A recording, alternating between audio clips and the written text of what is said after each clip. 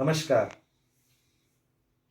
हमारा देश भारतवर्ष दुनिया के सबसे प्राचीन संस्कृतियों वाले देशों में से एक है और इस देश में अलग-अलग राज्यों में अलग-अलग ऐसे स्थान हैं जहाँ की सांस्कृतिक धरोहर, ऐतिहासिक धरोहर सबसे पुरानी है। ऐसा ही एक राज्य है बिहार और बिहार का सारण जिला, जिसे छपरा जिला भी कहते हैं, वहाँ पे ऐसे ही बहुत सारे सांस्कृतिक और ऐतिहासिक महत्व के स्थान हैं। तो आइए मैं आपको ले चलता हूँ सारण जिला के कुछ ऐतिहासिक और सांस्कृतिक महत्व वाले स्थानों की यात्रा पर। तो आइए हम लोग चलते हैं सारण जिला की सैर पर। सारण जिला बिहार राज्य का एक महत्वपूर्ण जिला है और इस जिले का सृजन काफ़ी विलंब से हुआ। सर्वप्रथम यह पूरा क्षेत्र, पूरा जिला पटना कमिश्नरी का एक अंश हुआ करता था, एक भाग हुआ करता था। वर्ष 1908 में जब तिरहुत कमिश्नरी का गठन हुआ और गंगा के उत्तर के जिलों को मिलाकर के कमिश्नरी बना, तो उस समय सारण कमिश्नरी जो वर्तमान का है वो तिरहुत कमिश्नरी का हिस्सा था, जिसमें सारण, सिवान और गोपालगंज वर्तमान के जिले शामिल थे। भगवान बुद्ध के समय का जो काल है लगभग 700 ईस्वी पूर्व, उसमें हम 16 महाजनपद के बारे में जानते हैं। उसमें एक महत्वपूर्ण महाजनपद कोसल हुआ करता था और वर्तमान का सारण जिला उस उत्तर कोसल का अंश हुआ करता था। और जो महात्मा बुद्ध जिस क्लान से आते थे, जिसको शाक्य क्लान कहा जाता है, वो भी इसी का एक हिस्सा हुआ करता था। इस प्रकार से यह जिला सांस्कृतिक और ऐतिहासिक दृष्टिकोण से, पौराणिक दृष्टिकोण से अत्यंत ही महत्वपूर्ण है और इसकी सांस्कृतिक विरासत की जड़ें काफ़ी दूर तक फैली हुई हैं, इसलिए इतिहास में छानबीन करने की आवश्यकता है। और गोपालगंज क्रमशः 1972 और 1975 में सारण से अलग हो गए, जो उस समय एक अनुमंडल हुआ करते थे, अब वो जिले के स्वरूप में आ गए हैं। इस प्रकार वर्तमान में सारण जिला सारण कमिश्नरी का हिस्सा है, जिसमें सिवान और गोपालगंज जिले भी शामिल हैं। सांस्कृतिक दृष्टिकोण से सारण जिला अत्यंत ही महत्वपूर्ण है और जो पूर्वी संस्कृति की बात हम करते हैं, उसका केंद्र बिंदु सारण जिला रहा है। सारण जिला जो छपरा वर्तमान है, यहीं से डॉक्टर राजेंद्र बाबू ने अपनी पढ़ाई लिखाई की और यहीं पर जिला स्कूल है। यहीं सिताब दियारा से श्री जयप्रकाश नारायण का उद्भव हुआ, उनका जन्म हुआ। लोक संस्कृति की यदि बात करें तो सबसे महत्वपूर्ण नाम जो हम लोगों के जेहन में आता है वो श्री भिखारी ठाकुर जी का है। और मैं श्री इसलिए बोल रहा हूँ कि उनके जैसे विभूति मरते नहीं, लोगों के हृदय में राज करते हैं। भोजपुरी संस्कृति के अंतर्गत जो रचनाएं हुई और जो दूर तक फैली, उसमें विदेशिया का अत्यंत ही महत्वपूर्ण रोल है।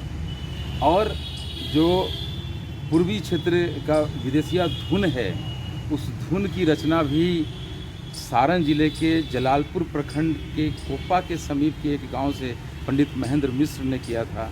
पंडित महेंद्र मिश्र सिर्फ कवि हृदय ही नहीं थे, वो एक स्वतंत्रता सेनानी भी थे। और कहा जाता है कि अंग्रेज़ी हुकूमत की जड़ें, उनकी चूलें उन्होंने हिला के रख दी थी। महत्वपूर्ण बात यह था कि उन्होंने उस समय नोट छापने की मशीन की व्यवस्था की और इतने संख्या में नोट छापे गए कि अंग्रेज़ी हुकूमत को उनके लिए सीआईडी के ऑफिसर को डिप्यूट करना पड़ा और बहुत मशक्क़त और मेहनत के बाद उनका अरेस्टिंग, उनको गिरफ़्तार किया जा सका। तो एक बड़ी हुकूमत को एक व्यक्ति के पीछे लगना पड़े और उसकी अर्थव्यवस्था चरमरा जाए, तो ये भी एक महत्वपूर्ण बात है। तो ये योगदान है स्वतंत्रता संग्राम में हमारे इस सारण क्षेत्र का। तो इस प्रकार से लोक संस्कृति ही नहीं, स्वतंत्रता संग्राम और अन्य जितने भी महत्वपूर्ण कार्य हो रहे हैं, सबसे महत्वपूर्ण है कि यह जिला पौराणिक सदानीरा वर्तमान में गंडक के किनारे है। तो यह एक गेटवे भी है, एक जल मार्ग का बहुत बड़ा रास्ता यहाँ से खुलता था, जो वाणिज्यिक कार्य के लिए भी महत्वपूर्ण था। कहते हैं कि माँ अम्बा भवानी जो कामाख्या की देवी हैं, उन्होंने भी वहाँ आकर के वहाँ आई थी और उसके बाद खावे जो सारण का एक अंश हुआ करता था गोपालगंज जिला में, वहाँ पर जाके अवस्थित हो गई हैं। तो इस प्रकार से अत्यंत ही महत्वपूर्ण सांस्कृतिक और पौराणिक और साथ साथ लोक संस्कृति का एक केंद्र छपरा रहा है, सारण जिला रहा है। बिहार राज्य शिक्षा का एक बहुत बड़ा केंद्र रहा है ऐतिहासिक काल से, और नालंदा, विक्रमशिला जैसे बड़े बड़े महाविद्यालय विश्वविद्यालय यहाँ रहे हैं, जहाँ वेनसांग, पाहियान जैसे चीनी यात्री आकर के ज्ञान अर्जन करते थे। मौर्य काल में चाणक्य, सत्तार जैसे महापुरुष हुए, जिनके ज्ञान और विद्वता से उस समय का जो कालखंड है वो पूर्ण रूपेण आच्छादित हुआ। और कौन नहीं जानता है अर्थशास्त्र के बारे में। शिक्षक और शिक्षण दोनों कार्य को बढ़ावा देने और एक पूरी शिक्षा व्यवस्था को बनाए रखने में बिहार काफ़ी अग्रसर रहा है। हमें उस विरासत को और आगे बढ़ाने की आवश्यकता है, क्योंकि हमें देखना होगा कि यही शिक्षा हमें विमुक्त करती है, और यह शिक्षा सभी के लिए हो, सभी वर्गों के लिए हो, सभी व्यक्ति के लिए हो। तो शिक्षा व्यवस्था को मजबूत करने की दिशा में और भी ज़्यादा प्रयत्न करने की आवश्यकता है, और हमें चाहिए कि हम सभी वर्ग को इसके लिए जागरूक भी करें और हर स्तर पर इसके लिए कार्य होना चाहिए। बिहार राज्य के सारण जिले में एक स्थान है।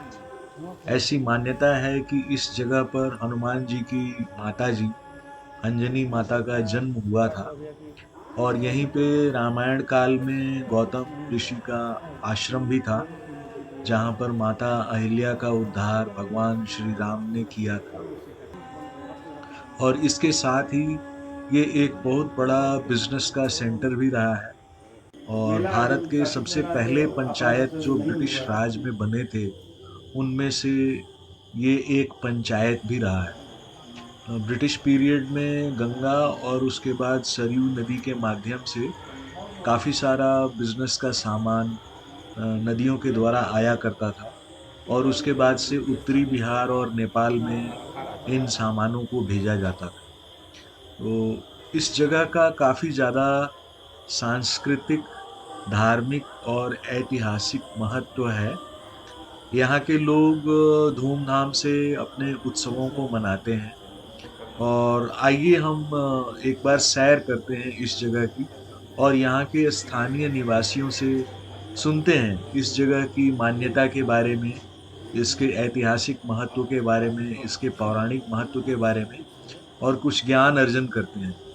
एक बार फिर से आपको बता दूं, ये स्थान बिहार राज्य के सारण जिले में है, और रिविलगंज इस जगह का नाम है। हनुमान जी का ननिहाल है। मेरा नाम पप्पू सिंह, उपाध्यक्ष नगर पंचायत रिविलगंज का हूँ। ये जो आप मंदिर देख रहे हैं, यह महर्षि गौतम का मंदिर है। महर्षि गौतम की तपोभूमि है। यहाँ श्री रामचंद्र जी आए थे, और यहाँ गौतम ऋषि की पत्नी जो पत्थर रूपी हो गई थी, अहिल्या का उद्धार किए थे। यह माता अंजनी का जन्म स्थल भी बताया जाता है। इस नाते यह बजरंग बली का ननिहाल है। यह बहुत ही पौराणिक मंदिर है। यहाँ हमेशा बाहर से लोग आते जाते रहते हैं। हर वर्ष यहाँ कार्तिक पूर्णिमा के अवसर पर मेला का आयोजन होता है। मैं मुकेश कुमार यादव सोनू, नगर पंचायत मुख्य पार्षद के प्रतिनिधि हूँ। ये नगर पंचायत 1876 का बना हुआ है। अंग्रेज़ों के द्वारा हेनरी रिवेल साहब यहाँ पर हमारे यहाँ प्रशासक थे, उन्होंने ही इसका गठन किया था।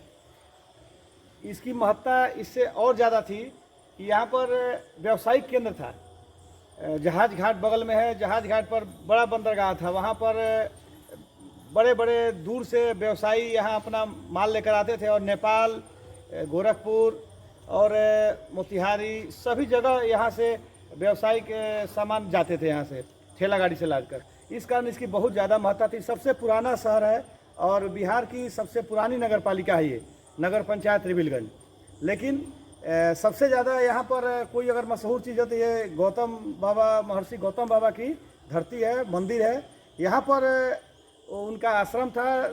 श्री रामचंद्र जी यही बक्सर में तारकासुर का वध करके और गंगा जी पार करके, सरयू नदी और गंगा जी यहाँ आए थे और अहिल्या का उद्धार किए थे।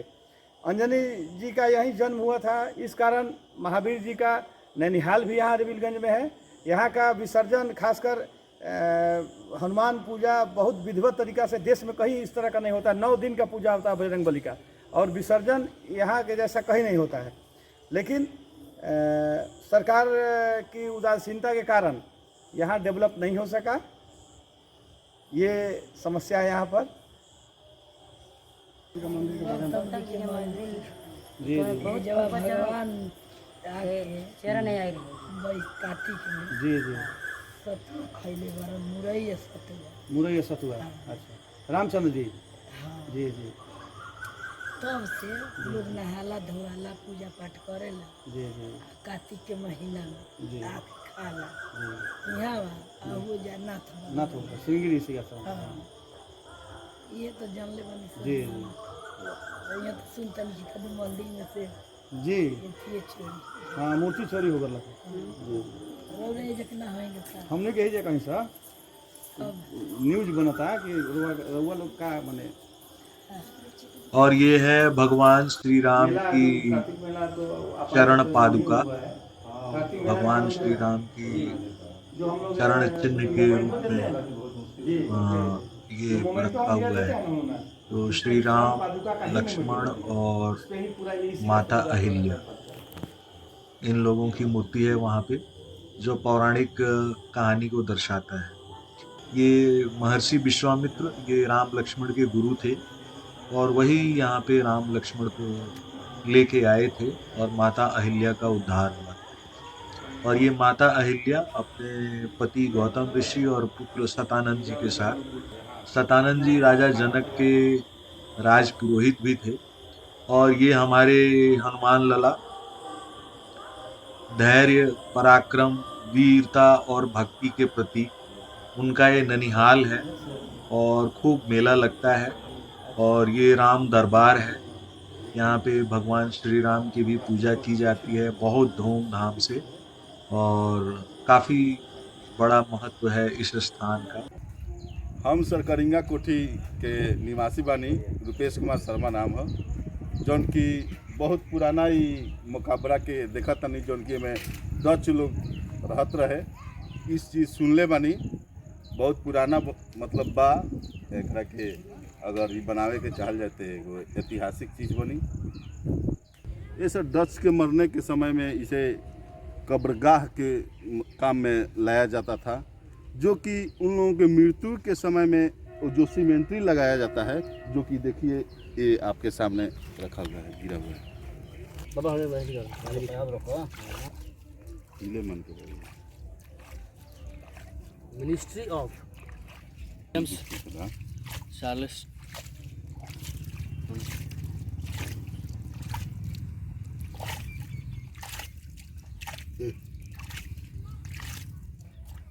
सर जो इस साइड जो दर्शाया गया है, उस तरफ डेट दर्शाया गया है जो 22 जुलाई 1871 है, जो पानी में डूबा हुआ है।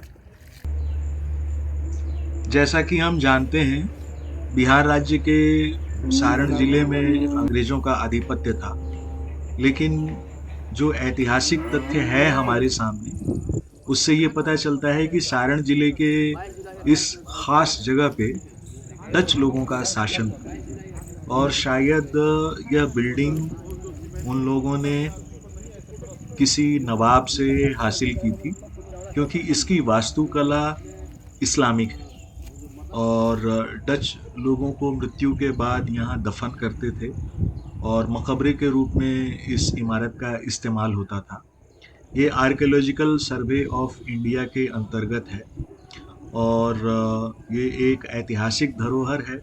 इसे अगर डेवलप किया जाए तो एक अच्छे पर्यटन केंद्र के रूप में यह स्थान विकसित हो सकता है, और यहाँ की प्रगति हो सकती है।